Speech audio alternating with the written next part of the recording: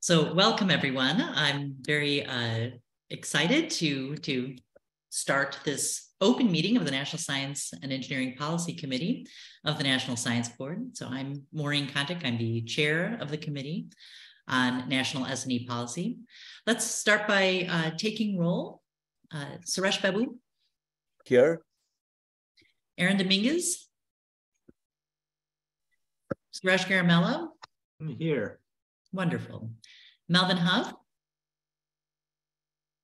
Matt Mulkin. Here. And Julia Phillips. Here. Do we have any other board members on the call today? Steve Scott's Lee. family. Oh, sorry. Sorry, Scott. Yvonne Stassen. Bev Watford.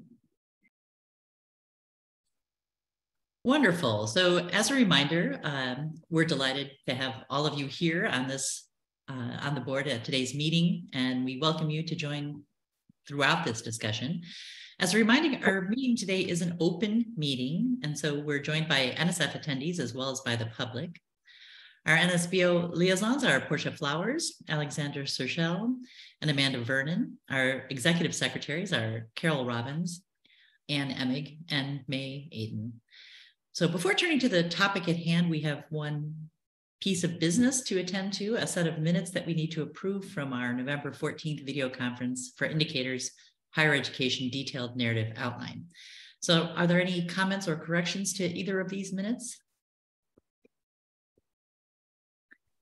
Hearing no corrections, the minutes stand approved as presented. So I'm going to take a few minutes at the beginning to kind of contextualize our discussion today. I'm hoping that this will be a pretty unstructured meeting, and mostly I'm going to give you all an opportunity to give feedback to me and to everyone else about our priorities and where we should be heading. But Amanda, if I could see the slides.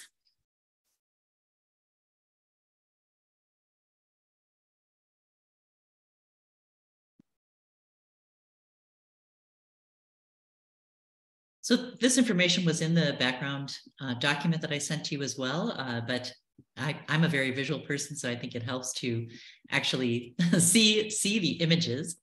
As you know, we've had a long-standing role as the SEP Committee to try to uphold the priorities set forth in Vision 2030. If I can have the next slide. Vision 2030 recommends for advocating for more science and engineering teaching in K through 12 education. And in 2022, we produced a policy document addressing this topic. We also, I believe, had a second document along these lines, if we continue to the next slide,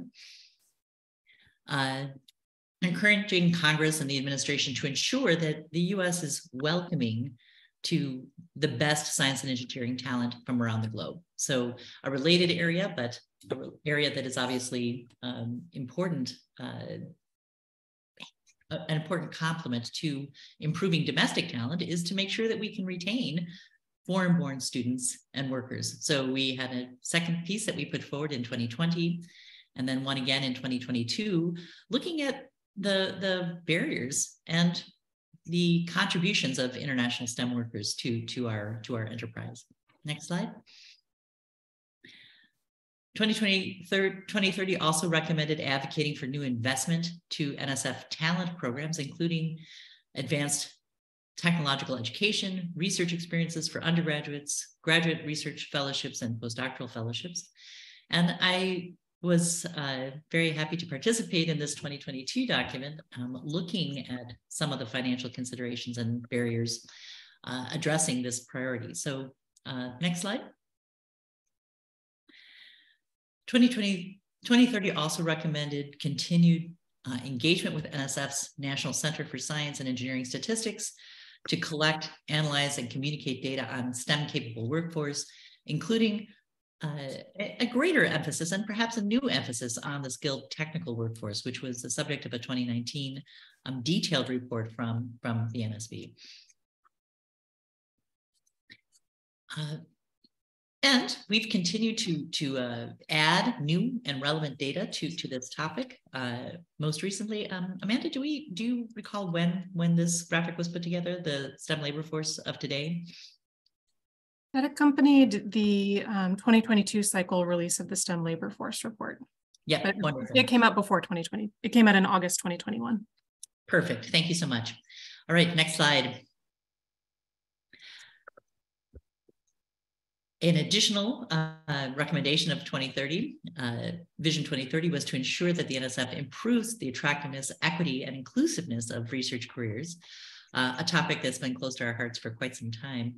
2021, we produced a Missing Millions report, or a graphic that allowed us to kind of visualize what the scope of the problem really was. And in 2022, followed it up with a report entitled "The U.S. as a Keystone of Global Science and Engineering," that covered many of the topics that are important to equity, attractiveness, and inclusiveness in science and engineering. Next slide. So I think this is a great overview of where we've been, the priorities that we've had, and an opportunity for us to really congratulate ourselves on the productivity, the significance, the data that we've been able to put forward on these important topics to try to help inform the national discussion and policy.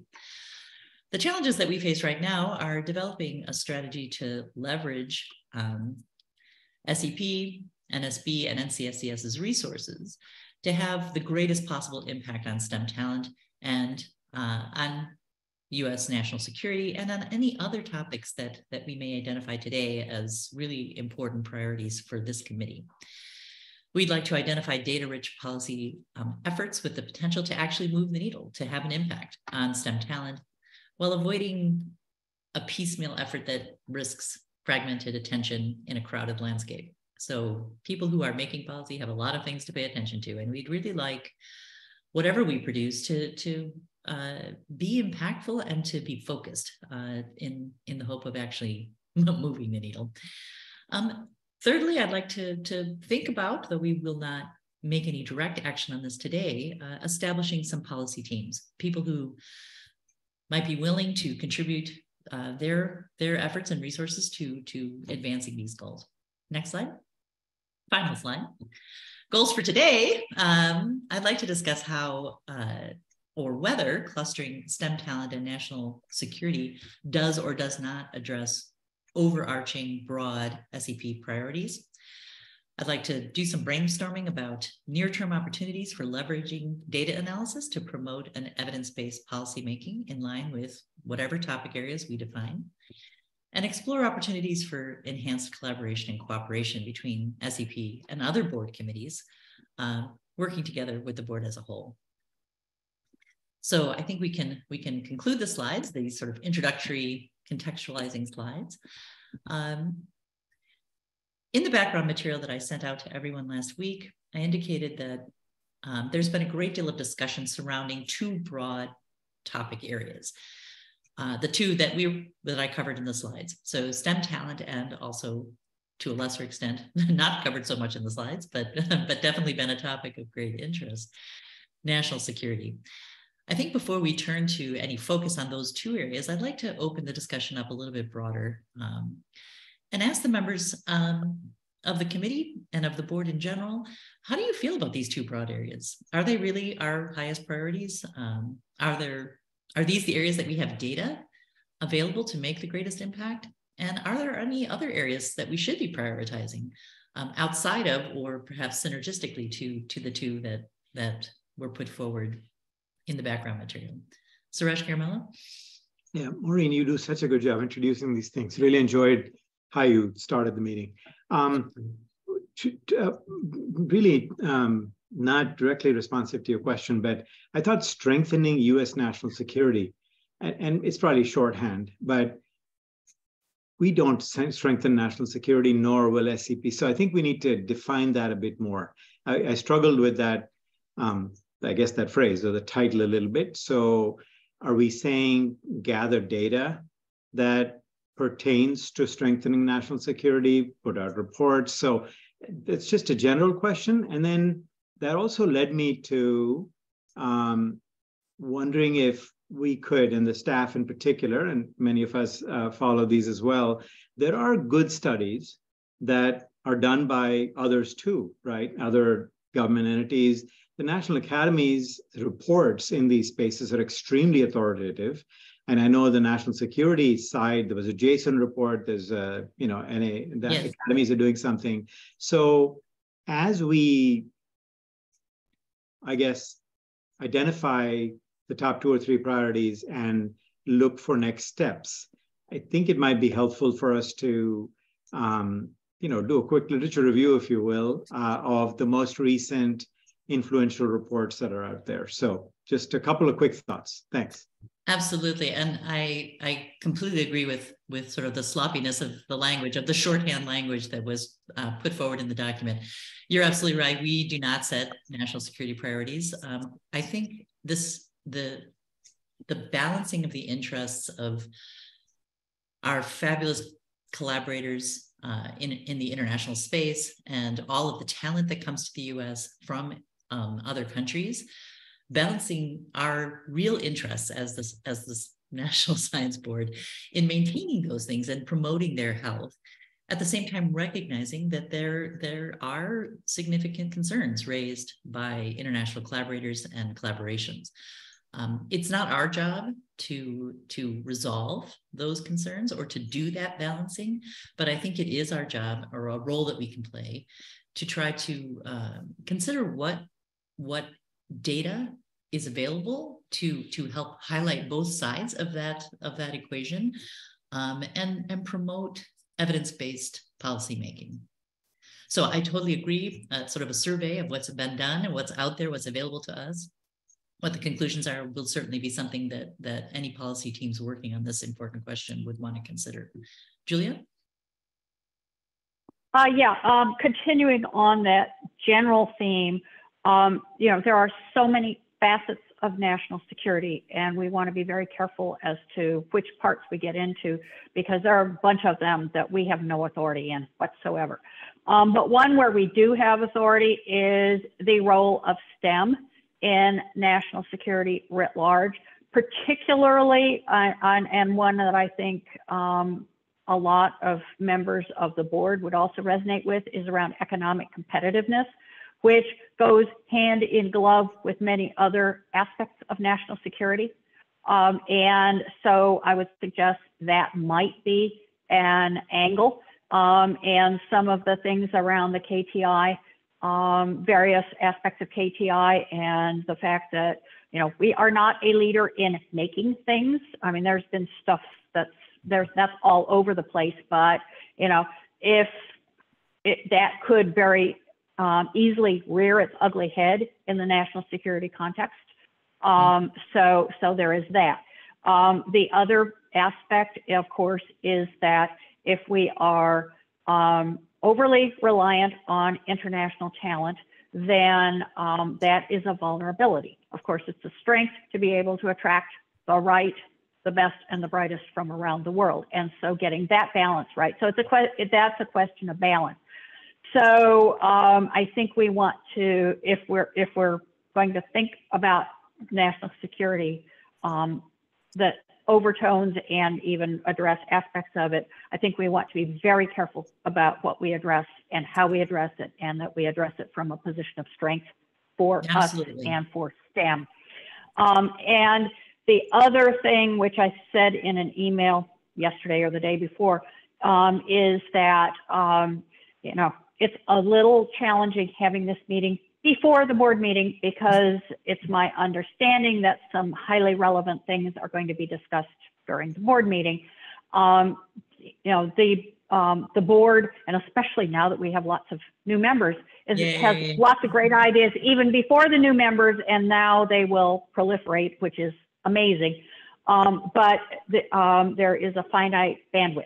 And so the extent to which the different threads that we pursue can be woven together into a really coherent and hopefully even more compelling story is going to be, I think, important, and also more doable than picking things that don't fit together very well. I certainly agree with you, Julia, and I understand that on the docket for our upcoming meeting, there will be a sort of high-level discussion of priorities, strategies, where we as the board feel we can make our greatest impact. I think one of the reasons that I wanted to have this meeting prior to this discussion, prior to the board meeting, was to give us a chance kind of in a smaller context to consider what we've done in the past, how we can build on that, and what our priorities as the SEP committee might look like, so that we can bring that to the broader discussion at the February meeting. Suresh Babu, you have your hand up. Yeah, could I just follow up for a second?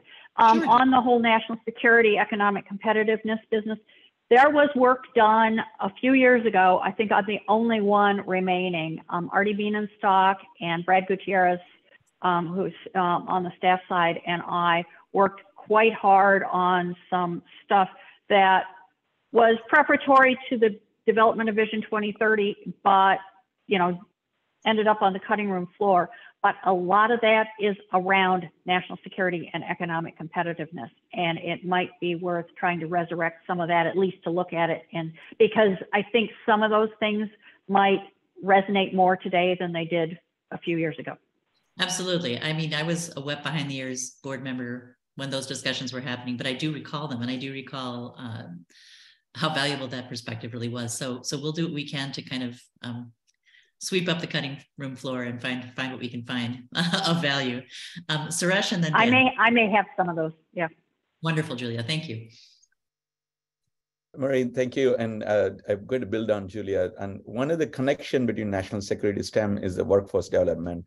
Remember, we had a panel member, one of the representative from DoD, clearly said that there is a need for domestic workforce to focus on some of the emerging technology solutions and everything. And she talked about across the board, skilled workforce all the way to graduate level workforce. And that is our wheelhouse. So we could generate data. And that's why I see the relationship between the two topics you mentioned in the document. I'll stop now. Yes, thank you. You are always very insightful, Suresh, and see connections better than I do very often. But yes, that's definitely a reason why I think these two topics have come up so frequently in discussions with other board members, with other committees, as kind of prioritizing topics. Dan, did you want to add something? Yeah, I'll quickly note that yes, our lunchtime discussion. Can you hear me? Yeah, I froze for a second. Sorry. Yeah, our lunchtime discussion, I'm going to try to frame a bunch of these issues around the workforce dynamics, particularly the domestic workforce issues and some of the connections to national security. And some of them devolve to some very practical decisions. For example, raising graduate stipends, which would reduce the number of awards and require larger awards in order to accommodate those costs. There are complex issues around a decision like that. There are decisions about differentially increasing money that go, for example, to graduate research fellowships, which target implicitly growing the domestic workforce. So I hope we'll have a lively framing conversation as part of the informal conversation. And just reiterate quickly, Vic and I have spent a lot of time working the Hill talking about research funding, and I'll connect something to which Suresh and Julia did. Two things that are top of mind in Congress right now when one talks about STEM issues. One is workforce, particularly domestic workforce. The other very much is national security. And depending on to whom you talk, that's a code word for China. But they're broader issues than just that. Yes, absolutely. Anybody else want to add their thoughts at this point? What my initial question had been was, are there additional topics or different topics or more important topics that we really want to focus on? And what I've been hearing in the comments are a need for caution surrounding the complicated and challenging issue of national security, but the clear relationship between that issue and workforce development. particularly domestic workforce development, and how that interfaces with international talent. So it seems like we're kind of in agreement on the priority of those two topics. Is there anybody want to field something completely left field, or something that we haven't thought about that should?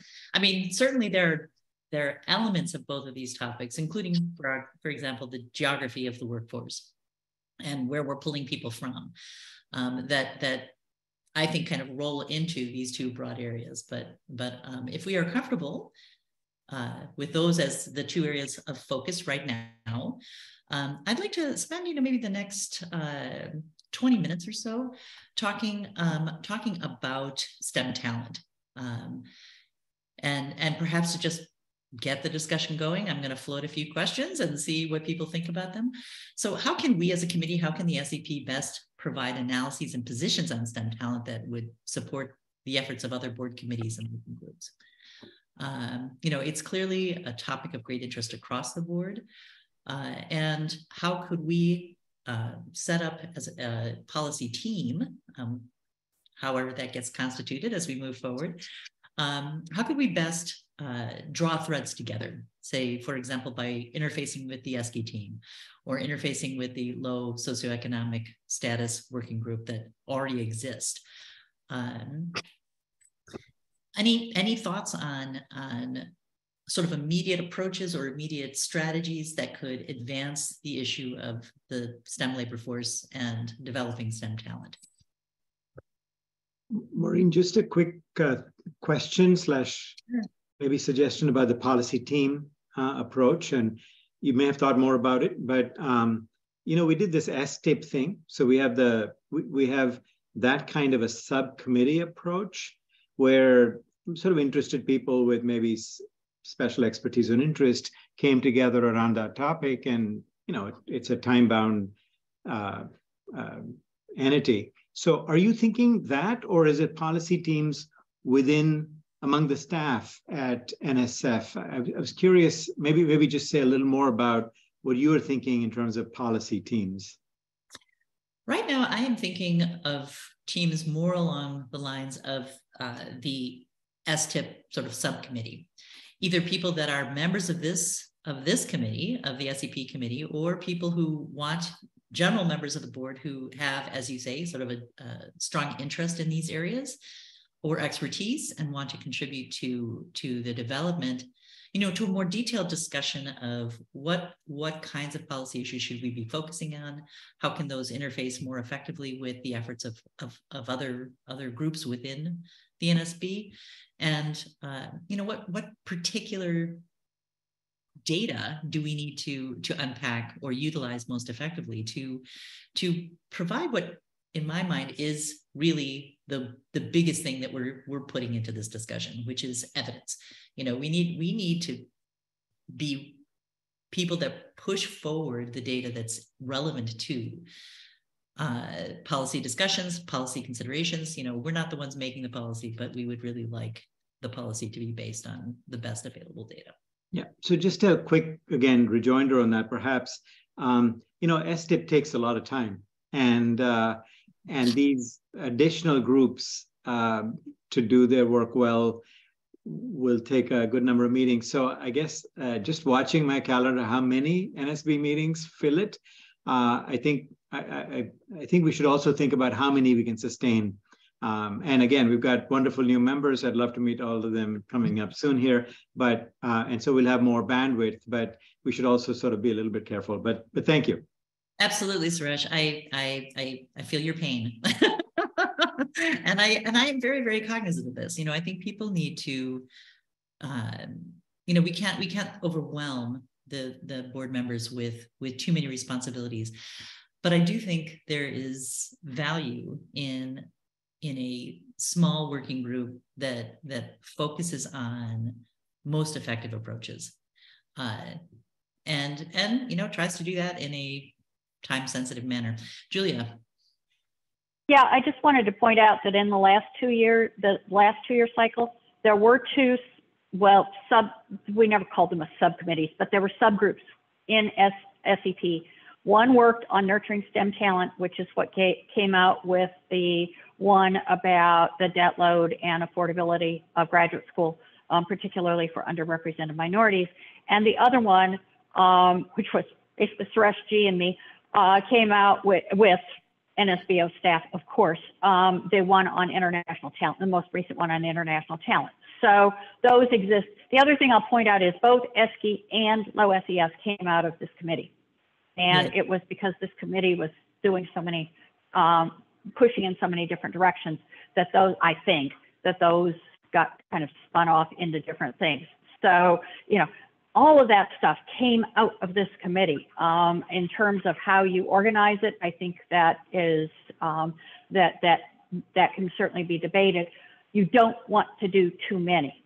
One thing that I think could be incredibly useful would be, and I don't underestimate the amount of work, is sort of a soup to nuts pre-K through PhD with all the various off-ramps along the way of STEM talent, where it goes, where it gets lost along the way, and then where it goes, whether it goes into skilled technical workforce or different, you know, collegiate and postgraduate degreed fields, or ancillary fields like medicine or whatever. I think that could be very valuable because that pipeline is as leaky as all get out. That much I know. and I also have strong suspicions where it leaks, but that's but it would be good to have data to back that up. Here's what I'm kind of thinking is going to be the appropriate model. Given that we've centered on these two broad areas, I would like to see people who have an interest volunteering for a 1 or 2 meeting subcommittee, max, where the point of those 2 meetings, perhaps maybe even only 1, would be to consider ideas like the one Julia just floated. You know, how are we going to instantiate these broad topics most effectively into a finite bite-sized piece that can come out? And maybe we end up with 2 or 3 of those. Okay, but then those actual areas, for example, if that working group were to decide that, yeah, they endorse Julia's concept, I think it's a great one. I would certainly endorse it, but you know, it would have to depend on the context to some extent and what the other competing ideas might look like. But if we were to go with that and say, okay, we really do need a more comprehensive look at the pipeline overall and what the outcomes are, both, you know, the attrition through the pipeline, where is it leaking, and where, when people come out, where do they go? Then there would be a working group focused just on that. You know, who would be the people who would actually be working with NCSES to try to see what data do we have available, how is this best presented in a way that can have the greatest impact. Kevin? Yes, good afternoon, thank you. I'm Kayvon Stassen, I'm one of the freshman members of the board. Thank you for accommodating this question and for including me in this interesting conversation. I'm wondering to what extent we might think about the role of major facilities in the context of developing STEM talent. To what extent do we have data on the ways in which our, these are sort of flagship activities of the NSF, and the board has a direct hand in them. There's an analogy that I'll draw. My fellow freshman colleague on the board, Wanda Ward, and I recently participated in a National Academy study looking at NASA space missions as engines for developing STEM talent.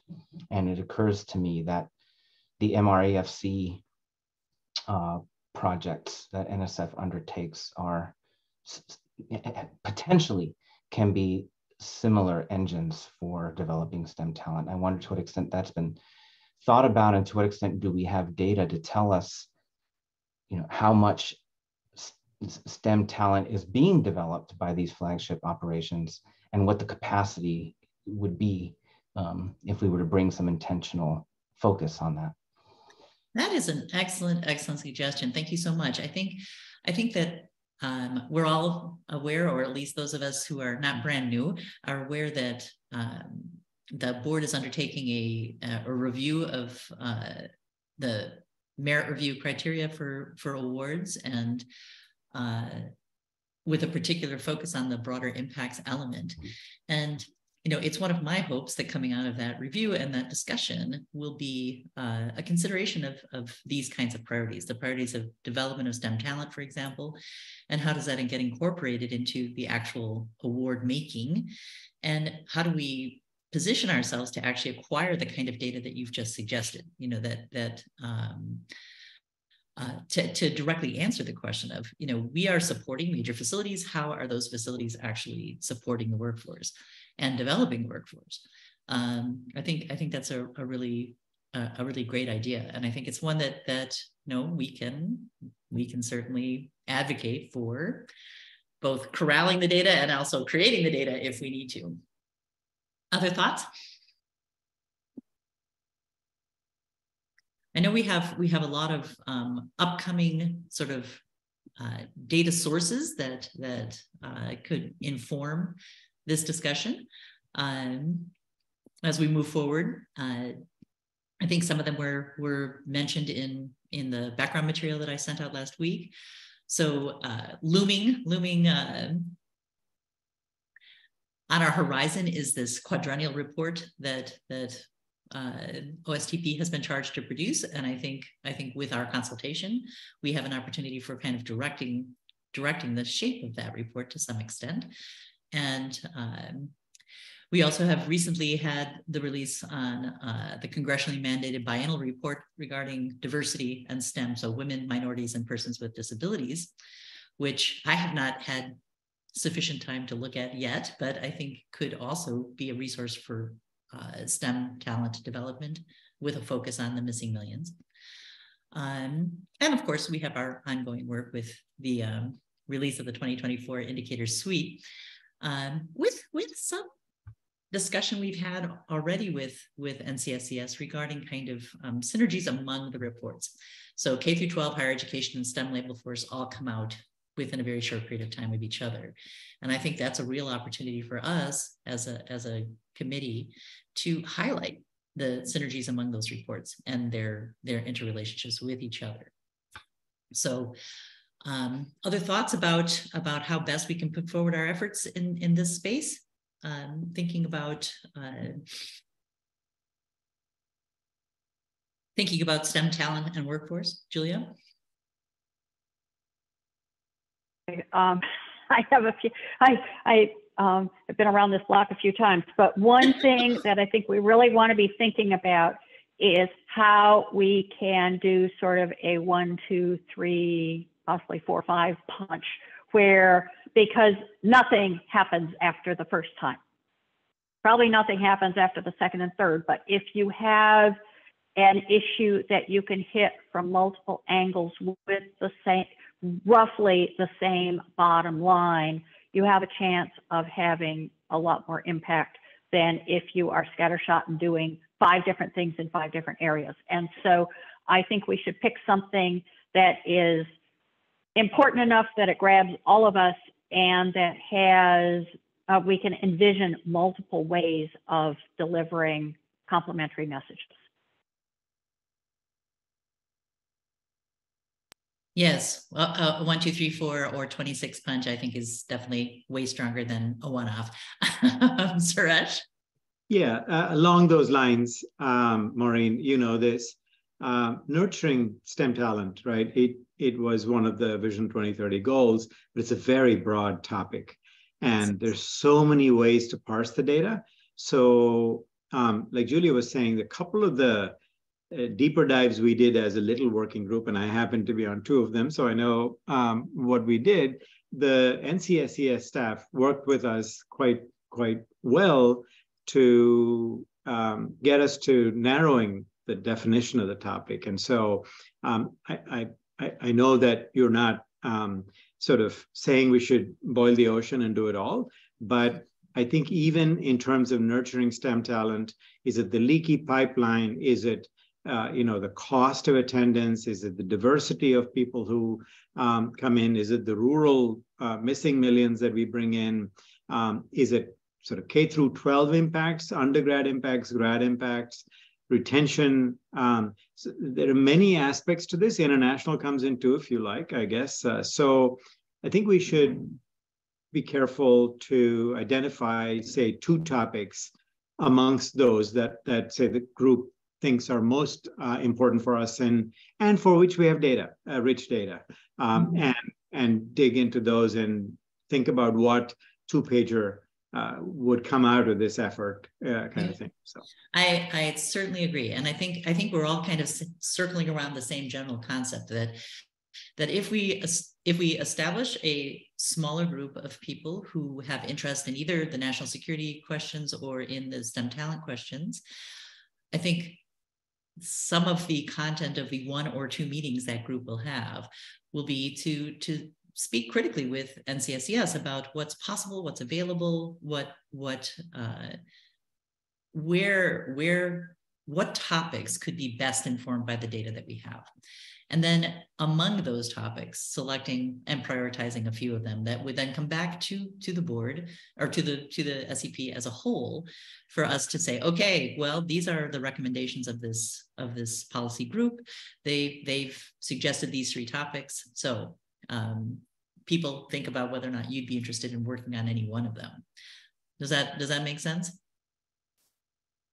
yes, thank you. Okay, wonderful. All right. In the interest of time, I think I want to turn to our second topic, which is the national security topic. I think we have less history in this area, but obviously it's something that interfaces with STEM talent and STEM workforce in direct ways and has been of great interest to both us within the SEP and our colleagues across the board. This is a more open-ended topic by definition, but I think we do have some entry points. For example, the External Engagement Committee has expressed an interest in the analysis of national security vulnerabilities resulting from the nation's reliance on STEM talent.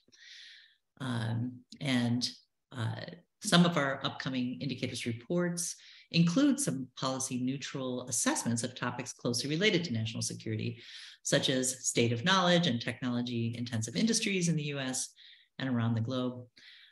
I know Suresh Babu has had a really strong interest in supply chain and how supply chain can impact issues of national security in addition to productivity and economic prosperity. Suresh, did you want to say anything on this topic, or I don't want to put you on the spot, but sure.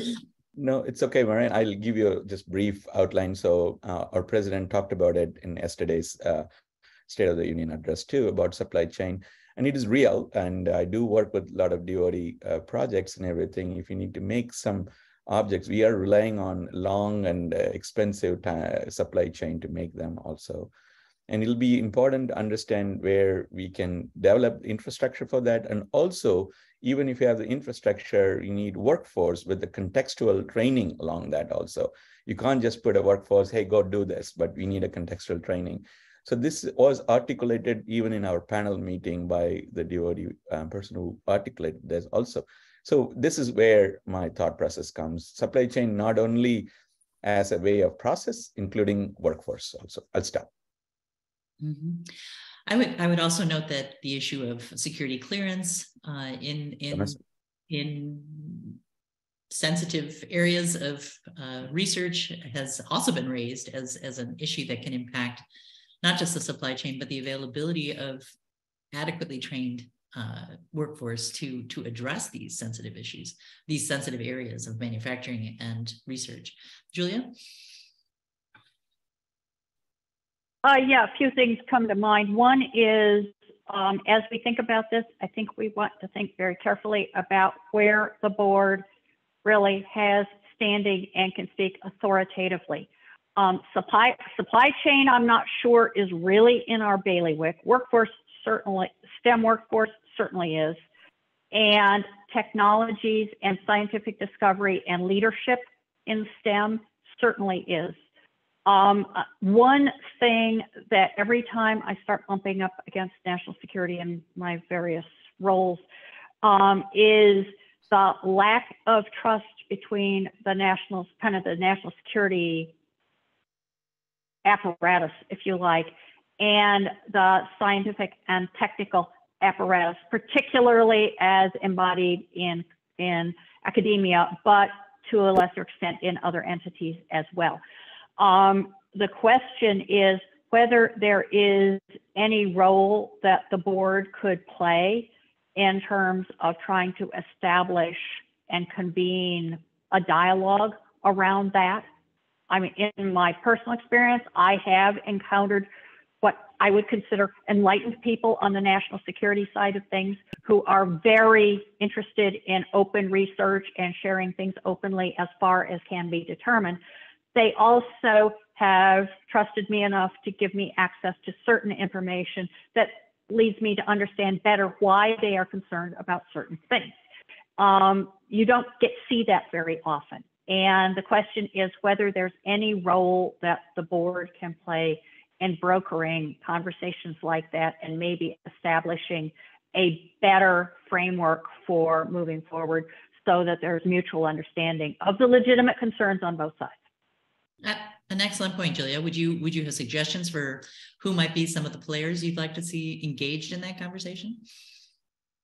Well, I can think of one in particular who was the one I had a great relationship with when I was at Sandia, and who has had other higher level positions since then. No longer actively in government, I believe, but there are others, I think, and I think it's a matter of just identifying a few, and then the networks start to work. Yep. So Julia raises an important point. We don't want to be stepping outside of our legitimate domain of authority and expertise. And as important as the topic of national security is, it isn't something that is in a very solid or obvious way within our wheelhouse. So thoughts on contributions that could be made by the NSB and by the SEP in particular to a better informed discussion of these issues. Suresh and then Wanda. So, Maureen, I think Julia pointed out already some of the data in NCS could be leveraged like a key technology innovation to project where it's a dual use applications and where there is a lack of data or lack of the impact which we can get expected of. So that could be pulled, data can be pulled out. So with that, I'll stop and pass it on to Wanda. Wanda? Thank you. I was wondering, and Dan should correct me if my memory fails me. I think in one of our early conversations, introductory conversations a week or two ago, if I'm not mistaken, I think Dan had made mention that we have an opportunity to engage the National Security Advisor. Dan can correct me, and I'm wondering if a topic like this would rise to the occasion of engagement at that level or at a designated level. Yeah, just thanks, Wanda, for background quickly. Yes, we invited Jake Sullivan to speak at the last board meeting. He wanted to come, he had a conflict. We've asked him again to come to this meeting. I think he may again have a conflict. I mean, needless to say, there are a lot of demands on the National Security Advisor's time that shape agendas. But there is a desire to have a dialogue, yes, and we want to facilitate that. Wonderful. That would be an excellent person to have as part of the conversation, definitely. And a perspective that would really help us solidify our own thoughts about how and in what manner the SEP could contribute to an informed discussion of this topic. Kevin? Yeah, it seems like if there's an opportunity to engage with the National Security Advisor at that level, that could be very helpful in helping us think about what we might say that could be helpful. I I guess the question that keeps going through my mind on this topic is essentially, given what it is that NSF does, what kinds of basic research questions can be asked and pursued that would advance national security in some way? Maybe it's something around a broad coherent programmatic activity around, understanding risk and resilience of various, key infrastructure or systems, or I'm making that up off the top of my head. My point being that it seems to me that if the board is going to say something that is useful on this topic, given what NSF is and does, I think it has to involve some kind of articulation of relevant and useful research questions.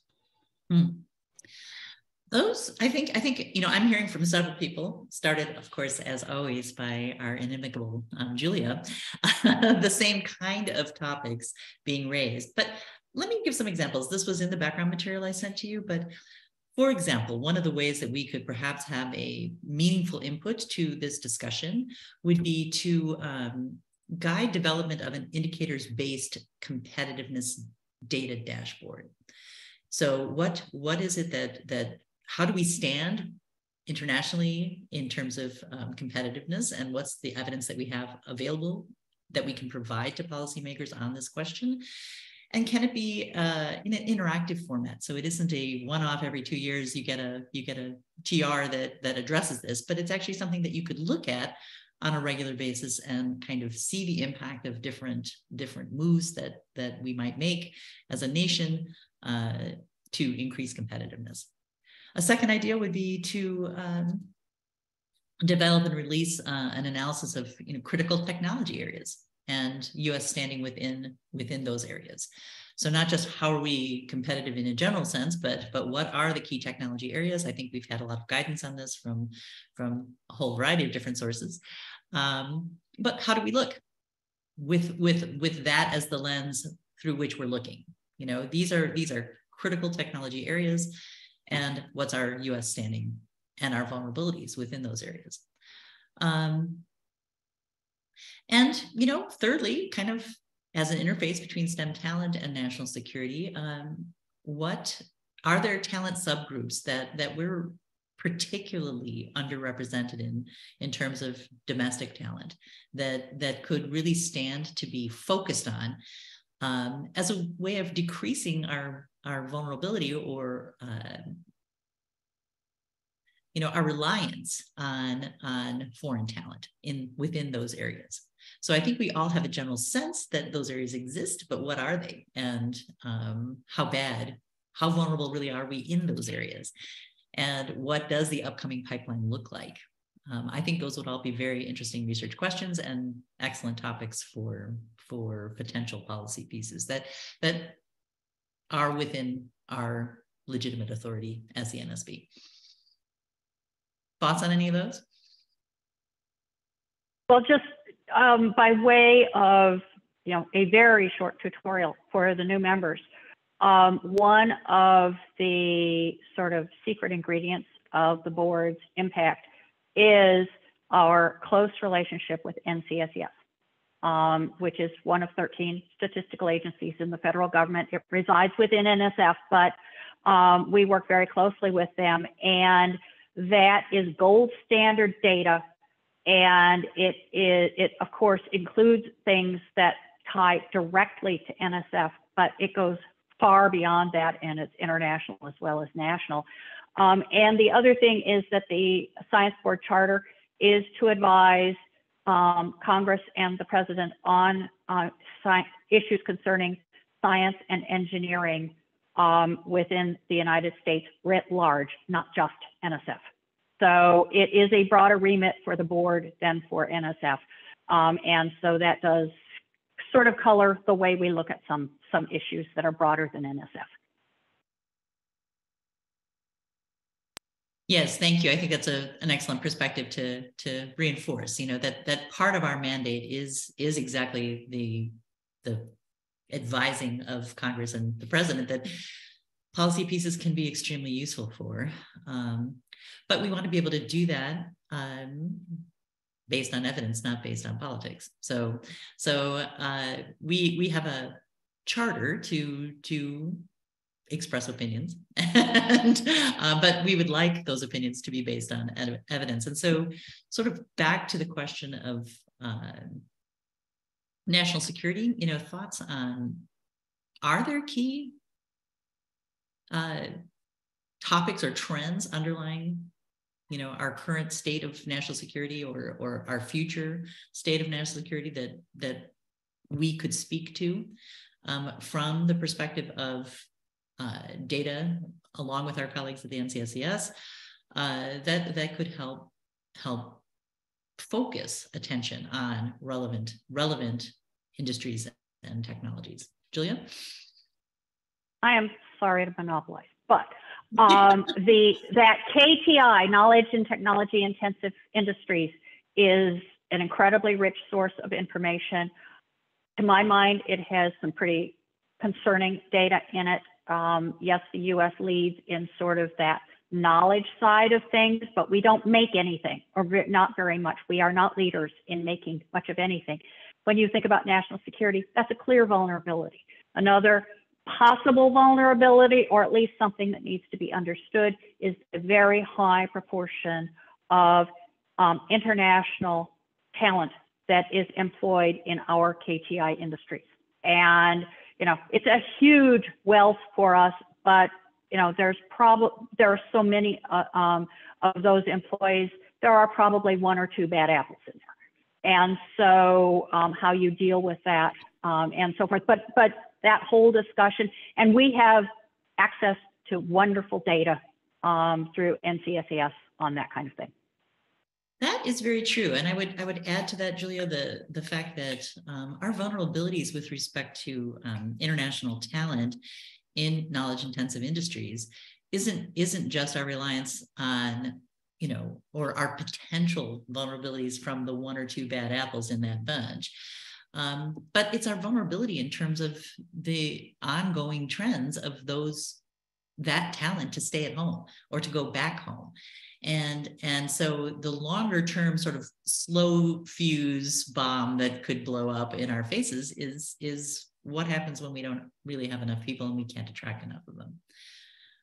So that is a vulnerability that I think is playing out right now, and is alarming because there's such a long lead time to addressing it. If we're gonna try to grow up our own talent in these areas, we need to start working on this immediately. Otherwise, we could be caught very short-handed. I mean, I think this is something we've talked about before, but I would like to see a more focused effort on that particular question with respect to national security. Other thoughts, people?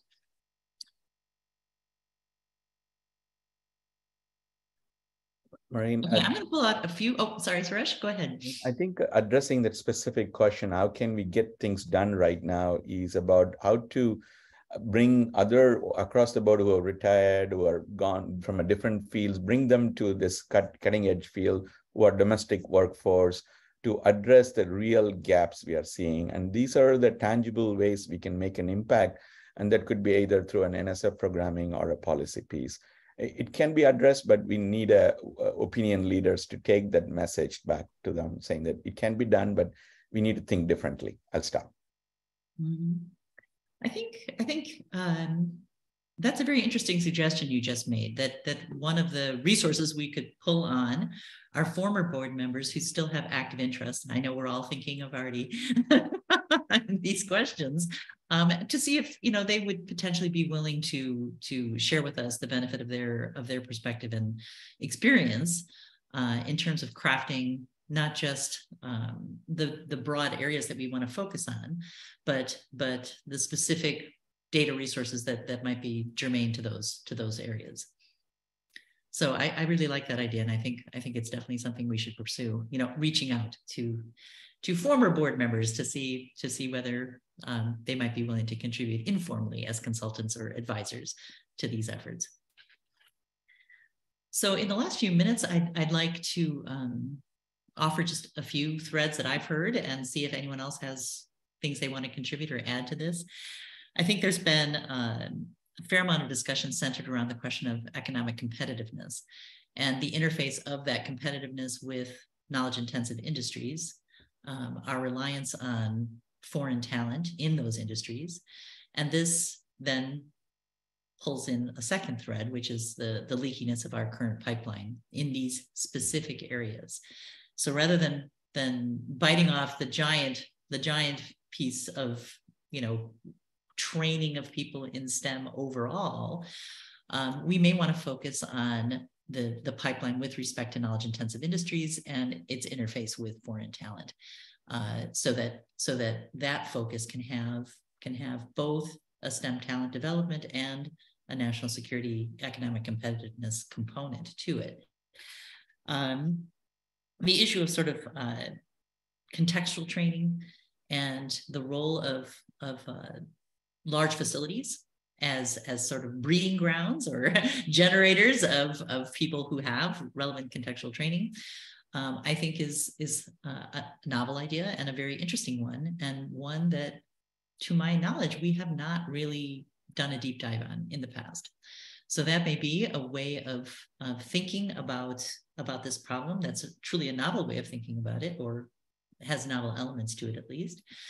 And I would like to see that kind of move forward along with the merit review criteria consideration discussion that is upcoming with the board, to make sure that we're emphasizing those issues and prioritizing the broader impacts in terms of STEM talent development as we're considering incoming proposals. Maybe not this cycle, but as we move forward in considering incoming proposals. Dan has raised the issue of stipends and maybe increasing stipends as a direct way of promoting retention in STEM. And I think this interfaces quite nicely with some of the questions that ESCI has been asking and the low SES group have been asking. How much of an impact is that likely to make? What's the evidence we have that that's a place, a bucket into which we want to throw our money? Because action on this area, I think, is critical, and we need to be doing something effective as quickly as we can. Other themes that people have heard, or ideas that threads that you want to pull out of this discussion? I know I'm asking everybody to think on their feet, and that's always a challenge. But I really am very, very grateful to the sort of high level of discussion that you've brought forward today, and the very valuable ideas. Those of you who have maybe not had an opportunity to speak, so Scott or some of our newer members, any parting thoughts that you want to add to themes that have come out of our conversation today? Not that wouldn't take the conversation another half hour to an hour longer. Well, Scott, please feel free to email those thoughts to me, okay? Because you actually do kind of approach this question from a different angle and a valuable one. So any further thoughts that you have, or if you might be willing to consider sitting on this short-term working group to consider one of these two questions, we would be very grateful to have your input. I'm certainly interested, and will volunteer when it pops up. Okay, all right. Well, Amanda will be reaching out to people for that. Since we are getting to the top of the hour, I want to thank all of you really for an excellent conversation. I'm very, very grateful that we have kind of a consensus on the two broad areas that we want to focus on, and some really good ideas about general themes or threads that could come out of this. You will be getting an email from me, probably through Amanda, asking you to thoughtfully consider whether you'd be willing to serve on one of two policy groups focusing on those two areas. My intention is for those two groups to have a very, very short-term focused task of considering what data is available, how it could be best deployed, and sort of identifying a few potential themes for policy pieces that could be brought forward to the rest of the committee. And at that point, when we have concrete ideas to work with, we would then look for people who might be willing to work on the development of those policy pieces, which, yes, I concede it is a big job, but not as big as STIP. So hopefully something that can be accommodated with people's schedules. Thank you again for this productive meeting. And given that we have no further business before the committee, this meeting of SEP is adjourned at 3 p.m. Mountain Time.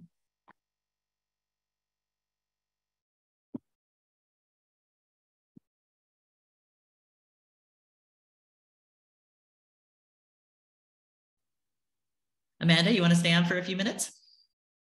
Sure. And then